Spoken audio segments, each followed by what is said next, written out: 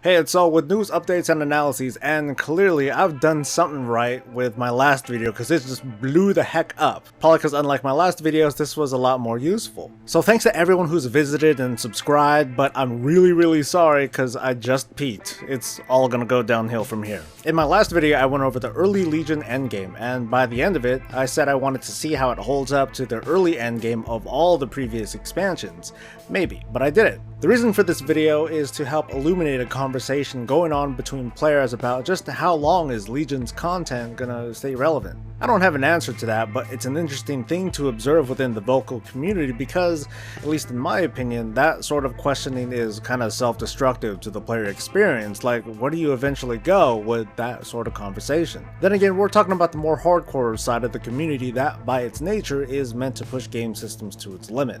Anyway, I'm getting way ahead of myself, but after doing this analysis, I'm starting to see that Legion is doing a pretty good job with early progression. There's not only multiple ways to progress our characters, but multiple things about our characters to progress, and you'll see what I'm talking about throughout this video. This isn't going to be a point-by-point comparison between each expansion versus Legion, because that'd take way too long and I don't want to preach or think for you. What I am going to do is run a brief retrospective on each expansion's early endgame, and you can decide for yourself or talk about it in the comments below. There's no doubt that I'll be off on some certain information here, but hopefully you'll get the big picture. And before I go on, throughout this video I'm going to mention item level requirements. When I speak of it, it applies to using matchmaking tools and specifically being able to run the same heroic more than once a day through the random dungeon queue. Alright, let's just get started. To start off, I'll traumatize you guys with Warlords of Draenor. When planning for endgame, Warlords gave players, believe it or not, the most options out of any expansion to prepare for raiding. Let's see how that went. The legendary questline started at level 68, and completing the first quest to finish Skyreach awarded an item level 640 ring. Players with crafting professions could also produce item level 640 gear within a couple of days. Daily cooldowns and work orders kept the production of gear under control early on, but the average player was often able to progress into heroics before creating a second item. Dungeons were very powerful for progressing into heroics because once you hit max level, all dungeons became max level dungeons. Like I said, there were numerous other options to progress our characters, but most of them weren't optimal or even useful. Garrison invasions took way too long to spawn in comparison to doing just anything else. Apexis gear awarded item level 630 gear, but obtaining Apexis crystals was painfully slow, and your time was better spent elsewhere. And the gear sucked anyway. Once players hit 610 and heroics did become accessible, farming Apexis for gear was all but pointless. Reputations took much too long to unlock useful gear, and it wasn't very useful anyway. They also didn't unlock recipes or provide special enchants, so that wasn't really a progression path at all. So it all boils down to early steps followed by the daily routine. Here in Warlords, you started the legendary quest for the ring. You crafted if you had professions, and you maintained work orders with the mine, herb garden, or the barn if you had it. From there you developed the garrison according to your playstyle, and you farmed normal dungeons, or you PvP'd for gear, whichever's faster. Once you got into heroics, you progressed further into the legendary quest, but apart from obtaining gear, there wasn't really any other progression for your character at this point. When logging on, you'd farm heroics at least until it wasn't needed anymore, but you did continue garrison maintenance for professions and follower missions. The final nail in the coffin came with the release of LFR wings. The first wing of Heimal in Raid Finder difficulty opened 1 month after the launch of Warlords, which had an item level requirement of 615 while heroics were still at 610. By the time the final wing of Heimal was opened, heroics were considered obsolete, or at the absolute bottom level priority from a gearing standpoint. The usability of dungeons wouldn't recover until the launch of mythic dungeons later in the expansion. So if you wanted some insight as to why subs dipped so fast, so early in Warlords, this is at least one point to make. Preparing during Mists of Pandaria was a little bit different, maybe a different kind of torture. Heroics were a bit easier to access because you didn't even have to be max level to get started. Useful dungeons were available as early as level 87 and awarded item level 450 gear, while the item level requirement for heroics was 435. 450 gear was also relatively easy to craft as well, and there was no limit to the amount that you can wear.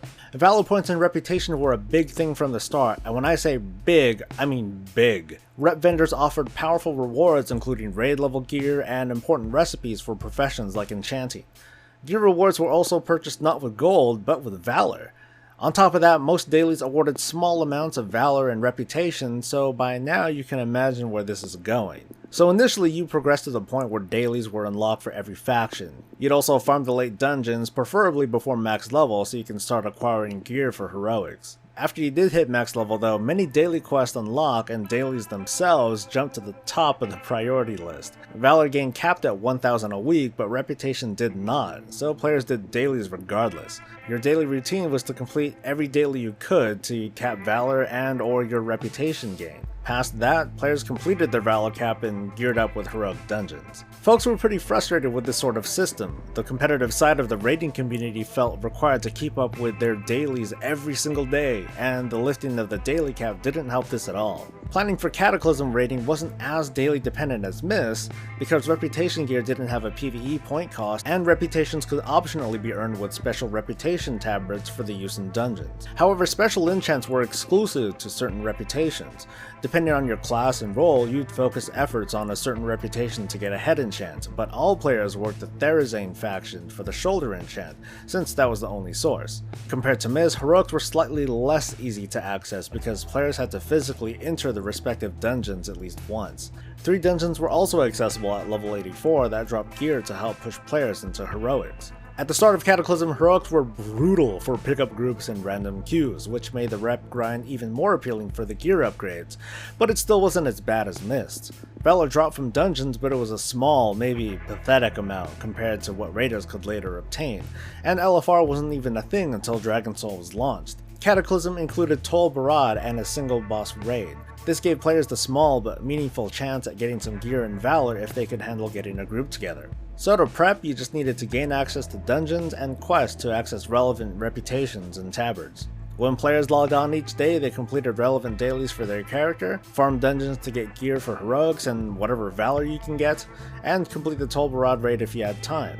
Next is arguably players' favorite expansion, Warlords Wrath of the Lich King. This was a magical time before item level and dungeon queues, which was a nice thing coming from the whole anti-social community argument, but you can only run each heroic once a day. Fortunately, aside from level cap, there wasn't a heroic requirement this time around, and there were plenty of dungeons at launch. Many reputations were mostly earned with rep tabards for dungeons or heroic dungeons, while other reputations like the Sons of Hodir used daily quests to gain rep. There's also Wintergrass, which included another single boss raid, which I considered to be the test bed for pugs that would eventually become the raid finder difficulty. So your only hurdle in Wrath was to access the relevant reputations and their tabards. As for the daily routine, you completed Sons of Hodir dailies to work towards the shoulder enchant. You completed other dailies for rep that were relevant. You used tabards and worked the dungeons to gain rep and obtain gear for heroics. And otherwise you farmed heroics for valor. The final expansion to check out is the Burning Crusade, where we get a little bit hairy on the whole idea of getting raid ready in a brisk amount of time. Depending on who you ask, it was either an enriching experience that separated the casuals from the more dedicated and hardcore, or a punishing race from one arbitrary gate to the next. Your best approach was to ensure that you hit revered reputation with as many factions as you could while leveling, which was pretty much impossible.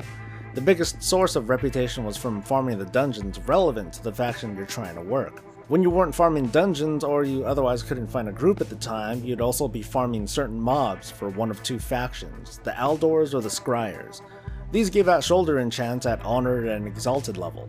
You'd also be working to attune to, well, almost every single raid, but it started with Karazhan, considered to be the entry-level raid in the Burning Crusade. In fact, the only raid bosses that were accessible without an attunement were Gruul and Magtheridon, which really were gear checks based on Karazhan level gear. Your steps here would be to attune for endgame dungeons like Tempest Keep or Shattered Halls, or be a rogue. Earn reputations with appropriate factions till you're revered, and attune for Karazhan. Your daily routine would be to farm normal and heroic dungeons for gear and for rep, and to farm currencies for the Aldor or Scryer rep. In conclusion, my sister's dog has been snoring almost this entire time, so whoops. The endgame routine is just about always the same across every expansion, and that's just what it eventually becomes. It's hard to measure just how long it takes to fall into that daily grind, because while this topic is for a more focused and hardcore audience, there's still the vast majority of players out there who only have so much time in a day or a week to put into internet dragons. One thing's for sure though, Blizzard didn't do another Warlords, and thank goodness. That's it for today folks, but thank you so much for coming. Like and sub for my self-esteem, and let me know in a comment what was your favorite early endgame. Otherwise, I'll see you guys next time when I try to pull off a recap of the entirety of the World of Warcraft for new or returning players. It just might have some humor in it. I'm Soul. Stay breezy, guys.